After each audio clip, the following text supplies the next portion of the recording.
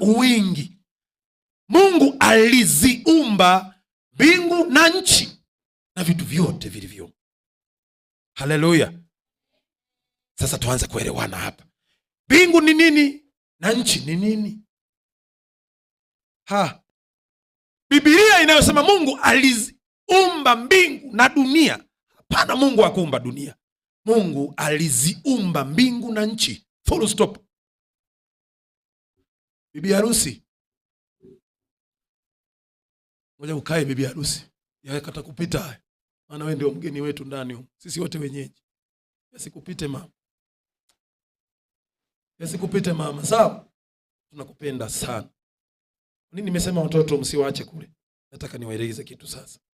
Mtoto mleavyo hivyo anavyokuwa. Kule analelewa na nani? Maana tabia zangu mimi ndio mnaonangu anaangalizia. Huyu jamaa na akili huyu. Huyu atawasalimia ibada ya jioni saa hizi, hapana muda utoshi. Nashinda naye sehemu nyingi sana huyu mwanangu wa 4. Huyu. Unajua kwa nini nasema hivi? Sibague watoto. Tunayojifunza yanawahusu vile vile yalivyo.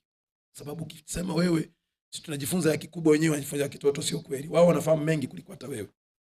Kulingana na nyakati zilivyo. Kwa watoto waangalie kwetu tabia tunazozifanya. Haleluya. Yaani ni afadhali uigize kumpenda mkeo mbele ya mtoto kuliko kuigiza kumpenda mkeo chumbani. Hataona. Yaani anapotazama hapa kwamba kumbe ndio maisha haya. Lakini unakuta baba huyu au mama anamjibu mmeo ovyo mbele ya mtoto. Baya sana hiyo. Ndio itakuwa reflection ya maisha. Ndio itakuwa maisha ya mtoto wako mbele huko. Mtoto anajifunza kupenda akiwa mdogo, kwa sababu mwanao huyo kama ni wa kike ni mke wa mtu, kama ni wa kiume ni mume wa mtu ajaye. Haleluya. Hivyo hivyo. Je, ataendaje kuwa mume wa mtu hivi? Kwa nini nasema hivi? Wakina baba au wakina mama hawajawapa nafasi watoto wao namna ya kuolea ndani.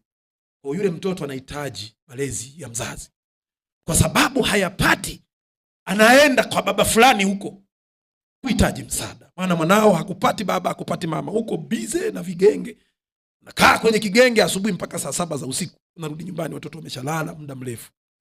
Kumbe mwanao inabidi ukae naye jikoni wakati mwingine. Kwamba kumbe mume anaandaliwa chakula hivi. Kumbe baba anabidi alete kamfuko nyumbani kwa mkewe. Na ndio yanakuwa maisha ya mtoto hayo. Sijaeleweka? Sasa mtoto huyu baadaye anakuwa shida. Maana anafundishwa na baba Agnesi kule. Baba Agnesi, mimi 1 2 3 shuleni. Hajapata pa kupeleka taarifa zake na shida yake, hajapata mtoto. Kwa inafika mahali mtoto huyu baada ya miaka kadhaa, mtoto anakuta na tabia za baba Agnesi. Baba anaanza, mke wangu, mtoto wangu kweli huyu? Ni mwanangu kweli huyu? Mbona tabia zinafanana na za baba Agnesi kule? Tayari ugomvi unaingia pasipo baba kujua. Mama hakujitetea, hataweza tena. Kumbe nani tatizo? Tatizo hatuwapi nafasi watoto wetu watazame maisha yetu sisi. Hiyo ndio inakuwa reflect ya maisha ya mtoto. Mtoto anaangalizia mazuri, anaangalia kauli zenu mkikaa mezani huwa mnazungumza nini hivyo. Bora chumbani mkifika mkaralage tu, lakini mbele ya watoto liwe darasa la kuwafanya watoto wajifunze maisha yao ya baadaye. Nyinyi makosa mengine tunayoyafanya tunasema watoto ni kanisa la kesho. Ndio maana tumewaweka kule. Sasa nataka nikwambie watoto sio kanisa la kesho, ni kanisa la leo. Haya, tutafundishaje watoto kuheshimu wazazi wao? Huko ndani. Tutafundishaje wazazi namna ya kuishi na watoto wao? Waangalie kwamba kumbe ni hivi. Hivyo turekebishe tu, lakini si kwa ubaya. Kama watakuwa na madarasa yao watafute muda mwingine, lakini ibada za Jumapili ni ombi langu, lakini kama mtaendelea hivyo hivyo sio mbaya. Sio mbaya. Kwa inafika mahali mtoto ana miaka 16, kama endesha ibada haelewi. Kumbe mkiangalizie kwa huyu kwamba kumbe Mungu wa milele wa baraka, Mungu wa milele. Ibada zinaendeshwa hivi. Wanaelewa mtoto wako.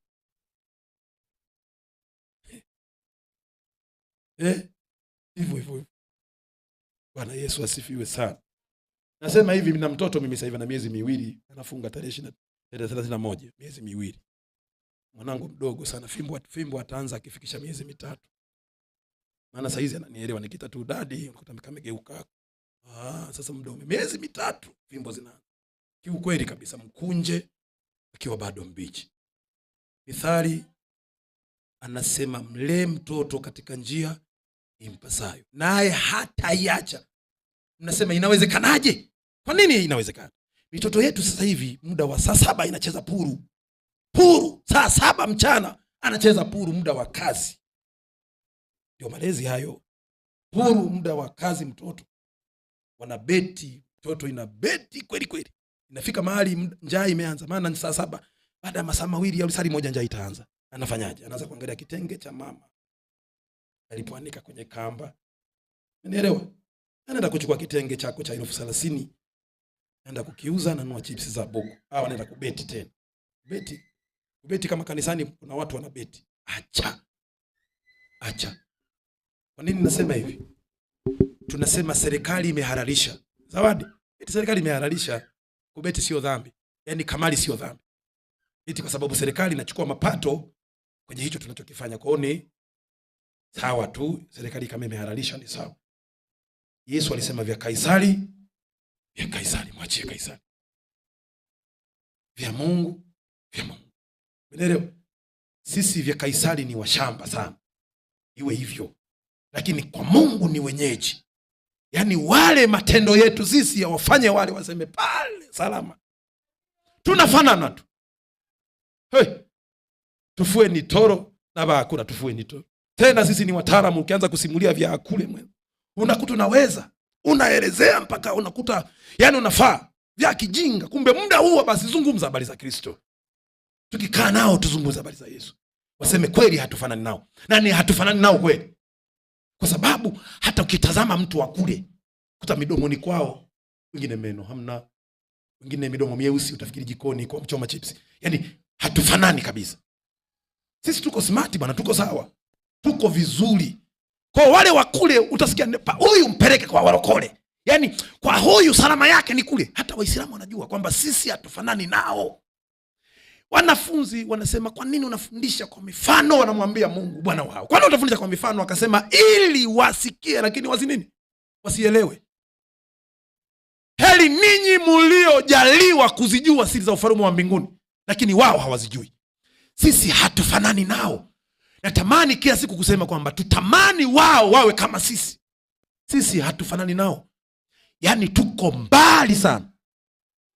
Tuko mbali kweli kweli. Tunajua hiyo kweli. Tuko mbali. Yaani ukikutana na wapagani, sisi tuko mbali. Wao inatakiwa watufuate sisi. Tumekamatwa nao. Tuna maisha magumu.